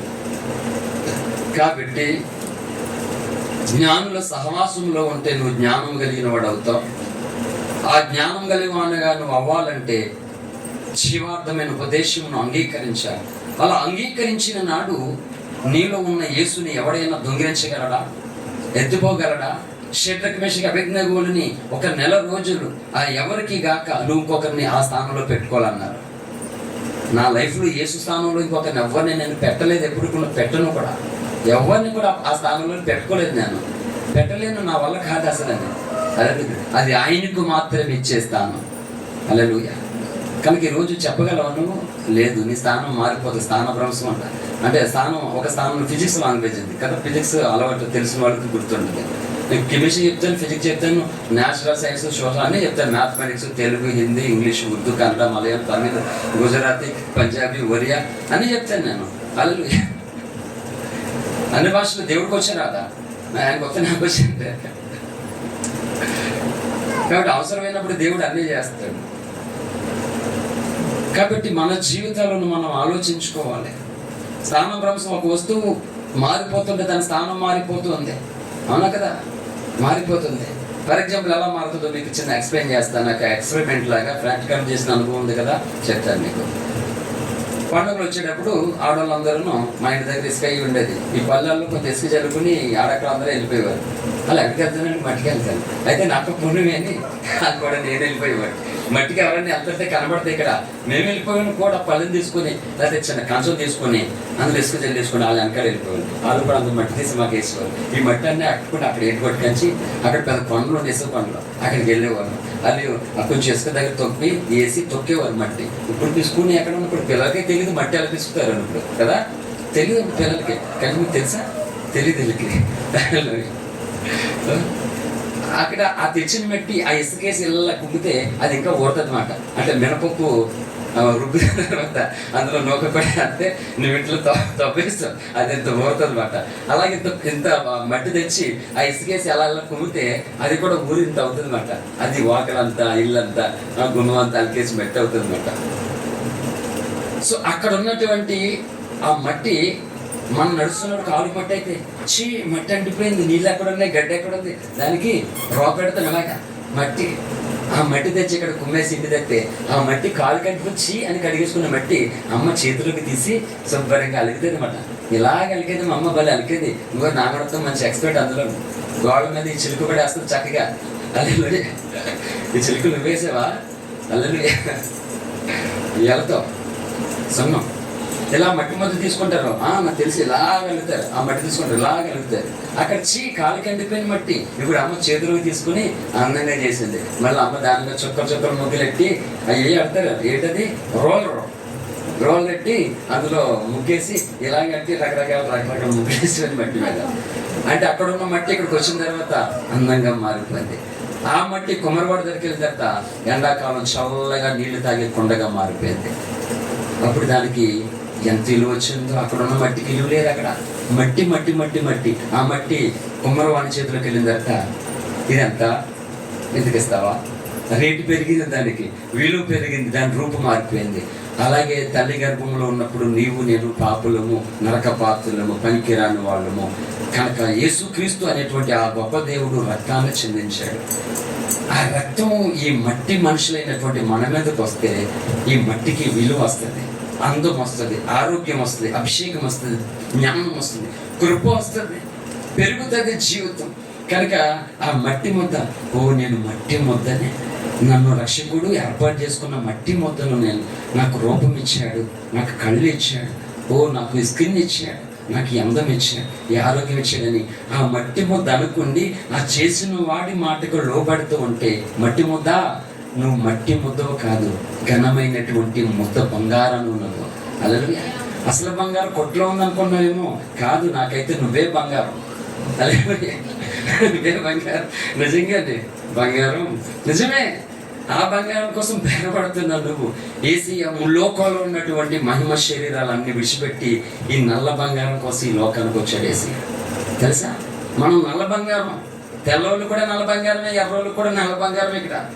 కాబట్టి ఇశ్వలోక పౌరులతో చూసినప్పుడు ఈ భూలోకము పిల్లలో నల్లని దానాన్ని నన్ను చిన్న చూపులు చూడుకుడని చెప్పింది పరమగీతాల కావ్య గ్రంథంలో. అలా నువ్వు తెల్లగా ఉన్నా నల్లపిల్లగా, నల్లగా ఉన్నా నల్లపిల్లగా. ఎందుకంటే యేసయ్య ఏర్పాటు చేసుకున్న ఈ మట్టి మనిషి మాట. అందుకే పురాణాల ప్రకారంగా రాముడికి కావలసినటువంటి భార్య భూమి నుండి పుట్టవలసి వచ్చిందని పెట్టారు అక్కడ. కనుక ఈ మట్టి నుండి దేవుడు తీశాడు కాబట్టి సాతాను అన్ని కాపీ బట్టి దేవుని ఇక్కడ వధువు సంఘం ఎక్కడి నుంచి వచ్చింది? ఈ భూమి నుండి వచ్చింది. కనుక అక్కడ పురాణంలో కూడా ఒక ఛాయిగా దేవునికి భార్య భూమిలోంచి రావాలని అక్కడ అలా చేశారు. విచిత్రం ఏంటంటే సీత తల్లి భూదేవి, భూదేవి భర్త ఎవరు? ఎవరు? విష్ణుమూర్తి. రాముడు భార్య ఎవరు? సీత.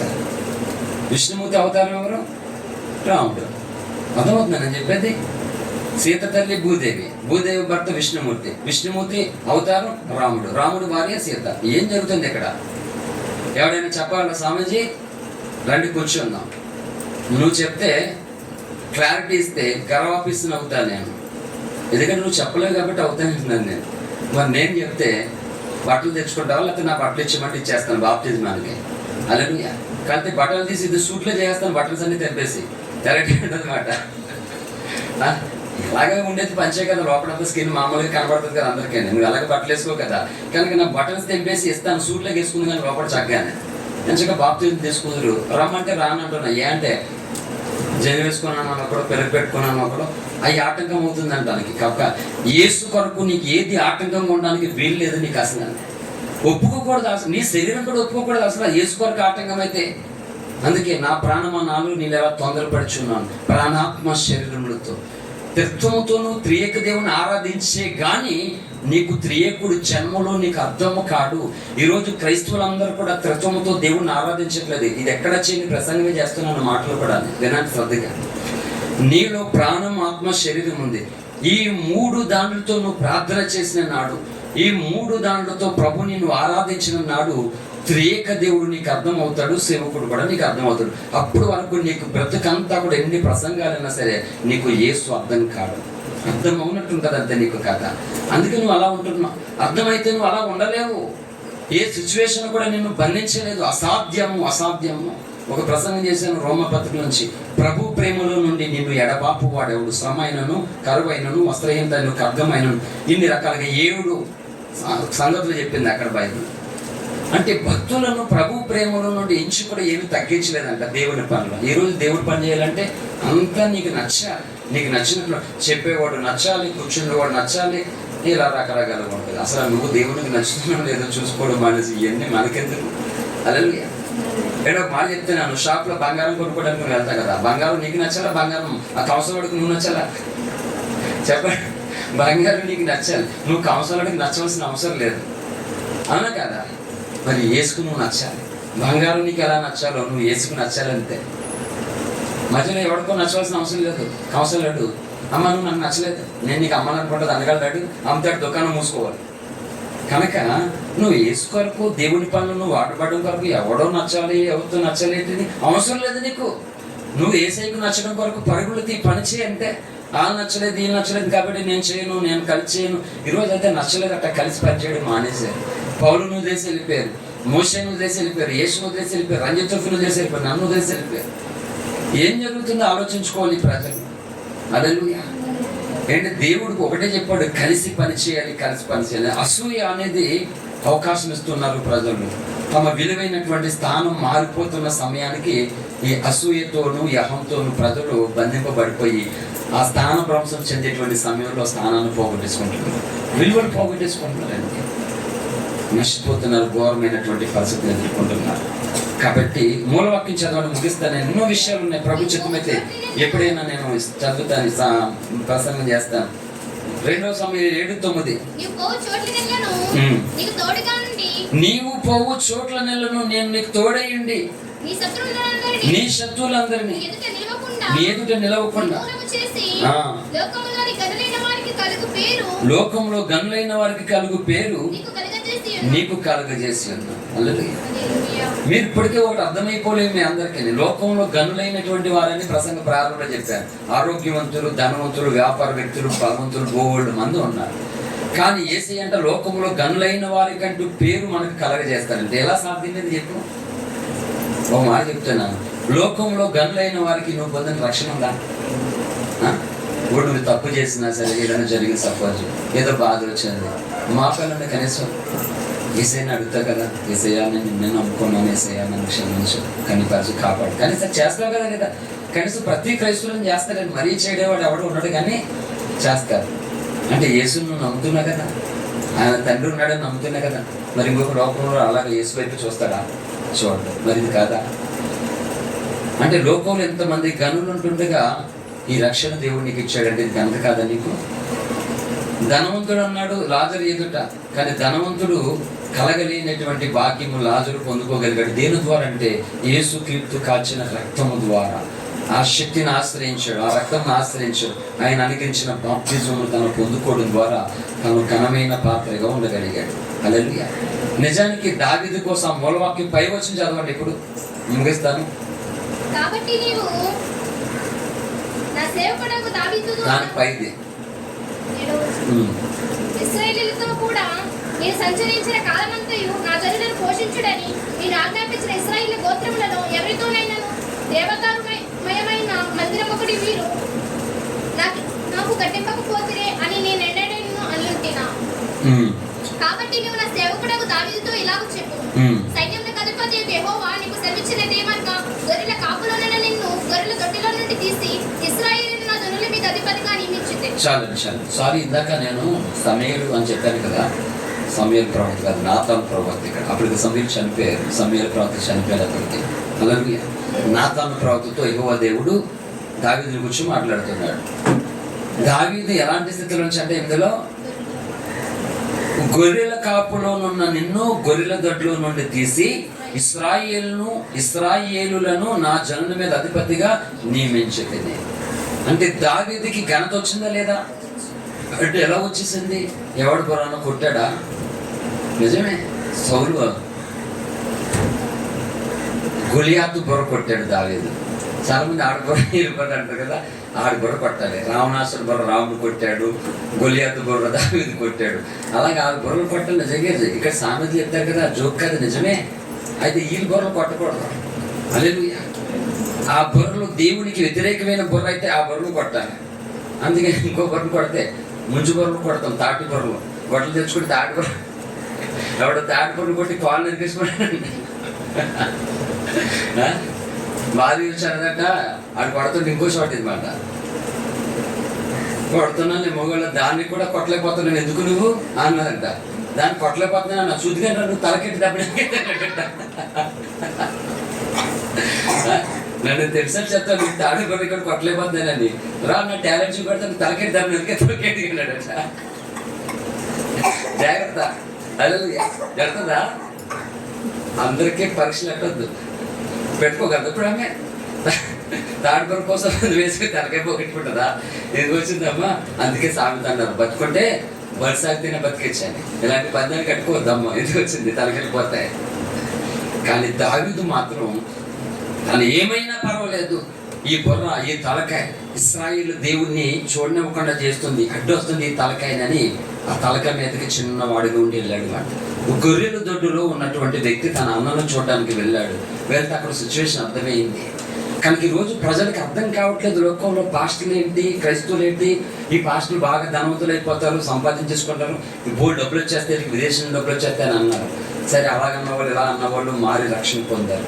వాళ్ళకి అర్థమవుతుంది ఇప్పుడు సిచ్యువేషన్ కదా. నిజమే, ఒక పని జరగాలంటే, ఒక కార్యక్రమం చేయాలంటే దైవజనులు కష్టాలు పడతారా? ఇన్ని అవమానాలు పొందాలా? ఇంతమందికి శత్రులుగా మారిపోతారా? అమ్మో, ఏదో అనుకున్నాం కానీ పాస్టర్ లైఫ్ ఇంత భయంకరంగా ఉంటుందా? ఇప్పుడే అనే మనుషులు అలా మారిపోతారో తెలియదు. ఏదో అనుకున్నావురా బాబు అని అర్థమవుతుంది లేదా? అర్థమవ్వాలి నీకు. ఇది సత్యానికి ఆధారమైన సంఘం అని, ఈ సంఘంలో నువ్వు ఎలాంటి వ్యక్తిగా ఉండాలని నీకు అర్థమవ్వాలి. ఈ పని జరగాలంటే, ఈ పనిలో దేవుడు కనబడాలంటే లోకానికి నీ వంతుగా నువ్వేం చేయగలవు, ఇవి నీకు అర్థమైన నాడు అన్ని జరుగుతాయి. అప్పుడు వస్తుంది లోకంలో గనులైన వంటి వారికి కలిగిన గొప్ప పేరు ప్రఖ్యాత అప్పుడు నీకు కలుగుతుంది. అలాగా ఆ అట్టడుగు స్థాయిలో నుండి దావీదుకి తల్లి తప్ప తండ్రి కానీ అన్నదమ్ములు ఎవరూ లక్ష్యం లేదు కదా. ఇప్పుడు 40 years, ఇప్పుడు ఇగో 5 సంవత్సరాలు కొట్టుకుంటున్నాడు. ఎవడొస్తాడు ఈ సంవత్సరం, ఎవడొస్తాడంటాడు, ఎవడప్పుడు వస్తాడు ఖచ్చితంగా చెప్పండి, లేకపోతే నేను వస్తానంటే మీ ఇంటికైతే ఎవడో రాడు దగ్గర, నేనైతే వచ్చేస్తాను, మీరు ఒక ఫోన్ చేసి రమ్మంటే బాబు రాడు, పవన్ రాడు, జగన్ రాడు, కానీ వీడు వస్తాడు మీ ఇంటికి రమ్మంటావా అని అన్నాను నేను.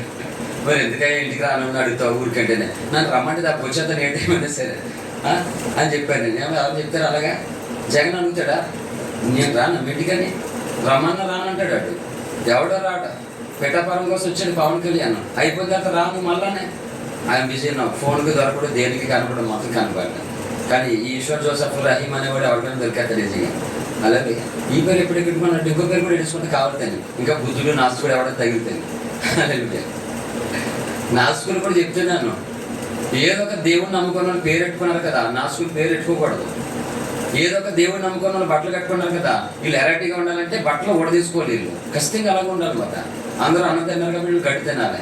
ఎస్, దేవుడు ఏదో ఒక దేవుడు ఉన్నాడని చెప్తున్న వాళ్ళు పిచ్చోళ్ళు అన్నారు వాళ్ళు. కాబట్టి పిచ్చోడికి బట్టలు కట్టుకుంటున్నాడు, పిచ్చోడు పళ్ళు తూముకున్నాడు, పిచ్చోడు కొమ్మలు కట్టుకున్నాడు, పిచ్చోడు అన్నం తింటున్నాడు. కాబట్టి ఇటు మంచోడు కాబట్టి ఇప్పుడు ఏం చేయాలి? బట్టలు కట్టుకోకూడదు, కొమ్మలు కట్టుకోకూడదు, ఆహారం తినకూడదు, ఈ విధంగా ఉండాలన్నమాట. అప్పుడు నీ నిజమైన నాస్తికుడని అనిపించుకోవాలి. కాబట్టి అదే చెప్తున్నాను, సింహంతో పెట్టుకోకూడదు, ఎముకలు కూడా ఉండవట.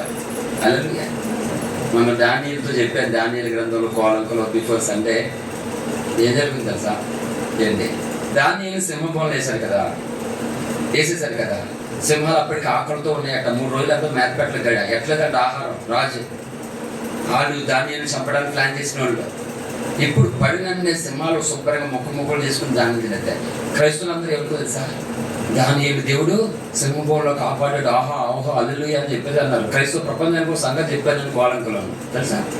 భాషలు ఎవరికి తెలియని సంగతి చెప్పాను. పిచ్చోళ్ళారా, సింహాల భవనం నుండి దానియేలు కాపాడలేదురా దేవుడు.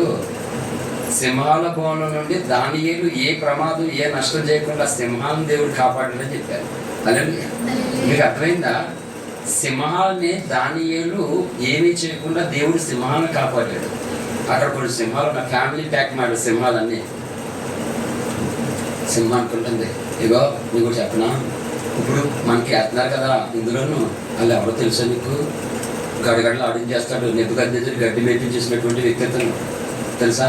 ఆ రాజు పిచ్చోడు. అలాంటి పిచ్చోడు అంటే ఆడికి ఏ కాలం వచ్చిందో ఆడికే తెలీదు.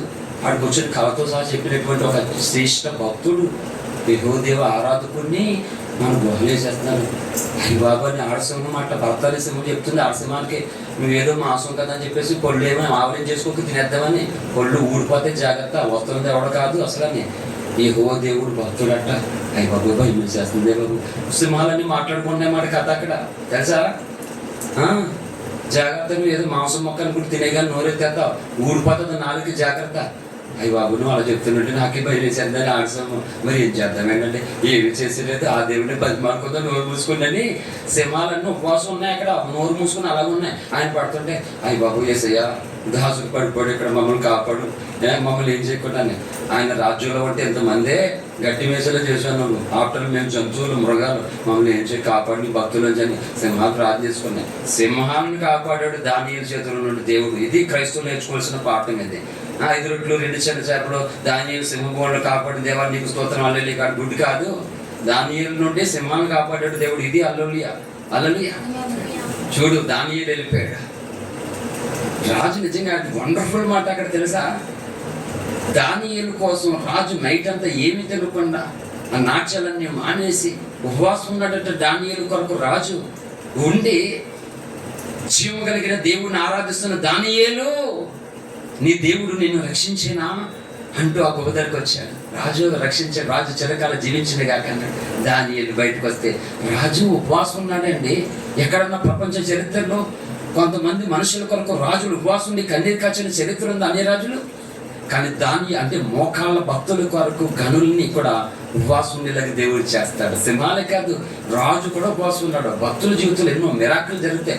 రోగాలు తగ్గడం, అప్పులు లేకున్నాడు. ఇది కాదు మిరాకిల్ జీవితం. భక్తుల జీవితంలో లోకంలో ఉన్నటువంటి వారు అసలు నిన్ను నన్ను పట్టించుకోవాల్సిన అవసరం లేదు. అటువంటి వారిని కూడా నీ పని కొరకు దేవుడు నీకు వాడుకుంటాడు, సహకరిస్తాడు. హల్లెలూయా. ఈ దానియేలు బయటికి వెళ్ళిన తర్వాత దానియేలు మీద ఎవరైతే పగ పెట్టారో వాళ్ళని ఆ బ్యాచ్ని వేశారు. సింహాలు ఏమైనా పండించే కింద అవి పైకి ఎగిరేసి శుభ్రంగా పిప్పు చేసేసేయండి శుభ్రంగా. దానియేలు కింద పడ్డం నన్ను తీసుకోవచ్చు కదా. అలాగంటే నంచుకోలేదు, సింహాలకి గుండెల్లో వెనుక వణుకు పుట్టింది, దడ పుట్టేసింది మాట. మోకాళ్ళ ప్రార్థన పడిని చూసి పుట్టింది. కానీ ఈరోజు భక్తులను చూసి క్రైస్తవ సమాజం కనీసం గౌరవమైన ఉందా, ప్రేమైన ఉందా, వినయమైన ఉందా, లోబడి తత్వం ఉందా? సింహాలను చూసి నేర్చుకోవాలి ఈ పాఠాన్ని. జోక్ కాదండి, రియల్ అయింది. హల్లెలూయా. రేపు పొద్దుట పరలోకానికి పోయిన తర్వాత యేసయ్య ఇదేం చెప్పు అంటే నేను చెప్పిందే చెప్తాడు యేసయ్య. తెలుసా, ఇది కొన్ని కోట్ల మంది క్రైస్తవులు నేర్చుకోవాల్సినటువంటి సత్యం ఇదే. నాలాంటి చిన్న బుడతలకి దేవుడు అప్పగించాడు భాగ్యం. అలాగే ఎవడో కాపీ కొట్టిన ప్రసంగాలు ఉండవు. అలాగే రంజిత్ తోఫిల్ గారు చెప్పలేనటువంటి, రంజిత్ తోఫిల్ గారికి వ్యతిరేకంగా యాంటీ ఒక డాక్టర్ నేనేం చెప్పలేదు ఎప్పుడు. కాబట్టి లోకములో గనులుగా దేవుడు వాళ్ళకి కలగలేని పేరు ప్రఖ్యాత ఊరికనే నీకు ఎలా వస్తుందంటే, ఆ గనుడైనటువంటి దేవుని ఎదుట జ్ఞానుల సహవాసంలో మోకాల్లోని నువ్వు దేవుని సన్నిధిలో రోధించాలి, కన్నీరు కార్చాలి, ప్రార్థన చేయాలి, అంగలార్చాలన్నమాట. ఈ పని నువ్వు చేర్చుడు, ఒకసారి చేర్చుడు ఏం జరుగుతుంది నీ జీవితంలో. కానీ ఏమి తిందమో, ఏమి త్రాగేదో, ఏమి ధరించుకుందనే దేవుని నిర్లక్ష్యం చేస్తున్నటువంటి క్రైస్తవ సమాజమా, నీ జీవితాన్ని ప్రభువుకి అప్పగించుకో. చూడు, గనులకు లేనటువంటి, గనులకున్నటువంటి గొప్ప పేరు ఇస్తానని వాగ్దానం చేస్తున్నాడు ఆయన. ఆయన చెప్పాడంటే చేయకుండా మానేస్తాడా? కాకులతో ఆహారం ఇస్తానన్నాడు, మానేశాడా? ఏదేకి మానలే. కాబట్టి గొర్రెల దొడ్లో ఉన్న దావీదును తీసి ఇశ్రాయేలును తన జనుల మీద 40 సంవత్సరాలు రాజుగా చేశాడు. ఇక్కడ 5 సంవత్సరాలకి ఎవడొస్తాడో తిరిగి పరిస్థితి. 40 ఏళ్ళు దావీదు ఉన్నాడు అక్కడ. కాబట్టి ఆయన రాజ్యము స్థిరత్వము కలిగి శాశ్వతమైనటువంటి రాజ్యము. దేవుడికి నీకు ప్రత్యేకమైన స్థానం ఇచ్చాడు. రాత్రి కొండలు మెసేజ్ చెప్పాను, దానికి ఏదో ఫేరల్ అనమాట ఇది ఈ మెసేజ్. కాబట్టి ఒక ప్రత్యేకమైన స్థానాన్ని దేవునికి అప్పగించాడు. ఆ స్థానం కొరకు నువ్వు ప్రయాసపడాలంటే నువ్వు పొందుకోవాలి దాన్ని. ఆ స్థానాన్ని పోగొట్టుకున్నాడు ఇస్కరియోతు యూద, ఇంకొకటి పొందుకున్నాడా లేదా? కాబట్టి నీ స్థానాన్ని నువ్వు పోగొట్టుకోకూడదు. అది నువ్వు చేయాలి. బాధలో చేయాలి, నిందలో చేయాలి, కష్టాల్లో చేయాలి, లేములో చేయాలి, అవమానాల్లో చేయాలి, రోగంతో చేయాలి, అప్పుల్లో సమస్యలతో. అలా నువ్వు చేయగలిగిన నాడే దేవుడు ఒకరోజు నీ నుండి అవన్నీ పారిపోతాయి మాట. నీకు జడిసి పారిపోతాయి అన్నీ. అదే రోగాన్ని తీసుకొచ్చేస్తాయి, అప్పులు తీసుకొచ్చేస్తాయి మాట. మీరు ముందు బాబు అసలు లొంగరు అసలు అని అనిపించేయనమాట. కానీ నువ్వు ప్రార్థనకి మోకలేదు మానేస్తే, నోటుతో దేవుడిని స్తుతించడం మానేస్తే, నీ నోటుతో పరిశుద్ధ గ్రంథాన్ని చదవడం మానేస్తే, ఇక నీకు ఏం చేస్తాంటే దేవుడు ఆజ్ఞాపిస్తాడు. సీరియస్ అండి, నిజంగా. కొన్ని పురుగులకు ఆజ్ఞాపిస్తాడు. పసల పురుగులు, గొంగళి పురుగులు, చీడ పురుగులు, మిడతలని వాటికి ఆజ్ఞాపిస్తాడు. అవన్నీ నీ సమృద్ధి అంతా తినేసేస్తే మాట. కనుక దేవుడు ఏది ఆజ్ఞాపించాలి? నీకు సహకారులను లేవనెత్తడం కొరకు ఆజ్ఞాపించాలి. నువ్వు దేవుని కొరకు ఎదగడం కొరకు ఆజ్ఞాపించాలి. ఇంకొక క్లారిటీ ఇచ్చి ముఖ్యం చేస్తున్నాను. ఇంక మూలవాక్యంలో ఏమి చూపించను కానీ క్లోజ్ చేస్తున్నాను. బైబిల్లో క్లిక్ చేసుకోండి. ఏంటి? రక్షణ పొందినటువంటి మనము ఏ విధముగా ఎదగాలో, ఏ విధముగా దేవునిలో బ్రతకాలో దేవుడు చెప్పాడా లేదా? చెప్పాడు. అది నీకు నేర్పించడానికి దేవుడు సేవకులను, భక్తులను ఏర్పాటు చేసుకున్నాడట. ఎఫెసీ పత్రిక 6 చెప్పాడు. సంఘము క్షేమాభివృద్ధి నందుకు ఆయన కొందరిని స్వార్థకులుగా, కాపరులుగా, ఉపదేశకులుగా, ప్రవక్తులుగా ఇన్ని రకాలుగా చేసుకున్నాడట. అంటే నీవు నేను దేవుని మార్గంలో బ్రతకడం కొరకు, బలహీనంగా ఉంటే దేవుని ఆశ్రయించడం కొరకు, దేవుని శక్తి చేత వాడబడము కొరకు భక్తులను మన కొరకు దేవుడు ఏర్పాటు చేసి ఉన్నాడు అన్నమాట. కానీ మనం ఎక్కడ ఉన్నాం మరి? ఆ ఏర్పాటుని ఎందుకు గురించు? భక్తులు ఉన్నది ఎవరి కొరకు? నీ కొరకే. నీ కొరకే ఉన్నాడు భక్తులు, మన కొరకే ఉన్నారు. కనుక వాళ్ళ నీడలో, వాళ్ళ ఆలోచనలో, వారి యొక్క మార్గంలో, వాళ్ళ అడుగుల్లో అడిగేసి నువ్వు నేను నడిస్తేనే నీకు క్షేమము, నడిస్తేనే నీకు జ్ఞానుల సహవాసం లభించేది, నడిస్తేనే లోకంలో ఉన్న గనులకు కలిగిన గొప్ప పేరు ప్రఖ్యాతులు నీకు ఉండేది. కాబట్టి ఈ ఒక్క ఆయనను నువ్వు నిర్లక్ష్యం చేస్తే చెప్పు ఇప్పుడు ఏం చేస్తావు? నువ్వు జీవితం అంతా ప్రమాదపు అంచులో ఉన్నట్లే, శాపం, నాశనం అనేటువంటి ఆ భయంకరమైనటువంటి చిక్కులో నువ్వు ఉన్నట్లే.